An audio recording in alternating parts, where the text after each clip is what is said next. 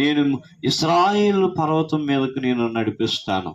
అక్కడికి వెళ్ళాలంటే ఎంత ధన్యత అండి.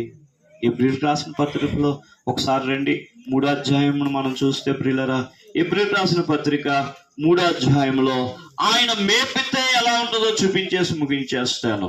దేవుని వాక్యములో ప్రియులరా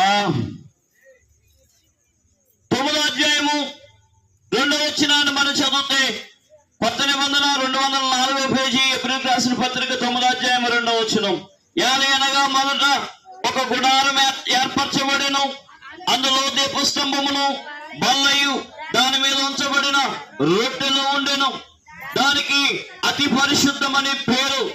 2వ తెరకు ఆవల అతి పరిశుద్ధ స్థలమును గుడారమును, అందులో సువర్ణ దీపబస్తియు అంతటను బంగారు రేకులతో తాపబడిన నిబంధన మనసము ఉండెను.